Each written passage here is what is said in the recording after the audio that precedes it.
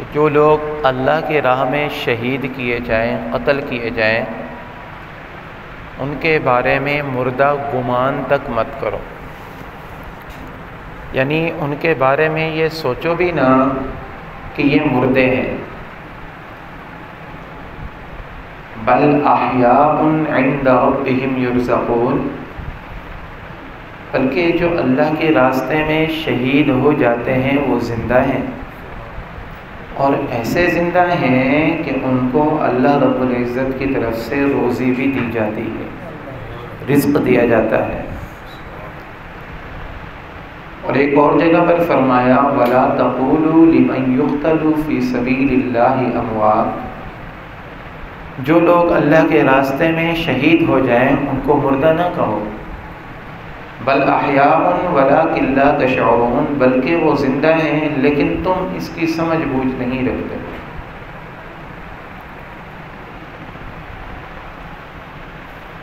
رسول اللہ صلی اللہ علیہ وآلہ وسلم نے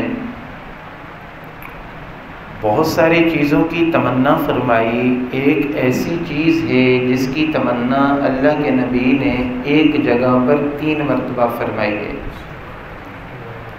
خواہش کا اظہار کیا ہے۔ وہ کیا ہے؟ اللہ کے راستے میں شہید ہو جانا۔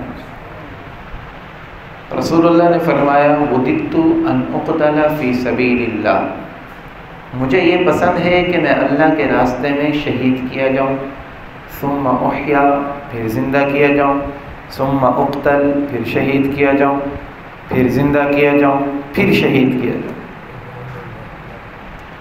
اہلیان جنت جب جنت میں چلے جائیں گے تو ان کو دنیا کی کوئی نعمت یاد نہیں رہے گی۔ سے پوچھا جائے گا کہ کوئی چیز جس کی تمہیں تمنا ہو، کسی کو کوئی تمنا نہیں ہوگی۔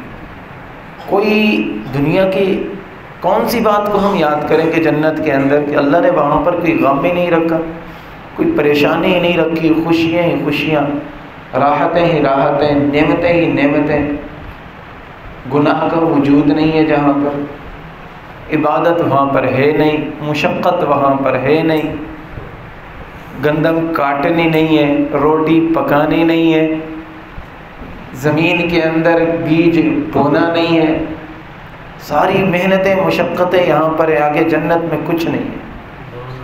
پوچھا جائے گا جنتیوں سے کہ بتاؤ تمہیں کسی چیز کی تمنا ہے؟ نہیں بولے، ہمیں تو کسی چیز کی ضرورت نہیں، اللہ نے سب کچھ دے دیا۔ ہاں، ایک شخص ایسا ہوگا کہ جو کہے گا کہ ایک نعمت، ایک لذت، ایک راحت مجھے دنیا کے اندر ملی تھی وہ مجھے جنت میں نہیں ملی۔ وہ کون سے شخص ہوگا؟ حدیث پاک کے اندر آتا ہے کہ وہ ہوگا شہید۔ یہ کہے گا کہ جس وقت میری گردن کٹی تھی، مجھے بریسٹ لگا تھا، اللہ کی راہ میں نے گولی کھائی تھی، اپنے آپ کو قربان کیا تھا، اس وقت جب میری روح پرواز ہوئی تھی، جو مجھے لذت ملی تھی وہ لذت جنت کے اندر بھی نہیں ہے۔ یہ ہوتا ہے شہید کا مقام۔ شہید کا ہے مقام کیسا، افق کے اس پار جا کے دیکھو، حیات تازہ کے کیا مزے ہیں، ذرا یہ گردن کٹا کے دیکھو۔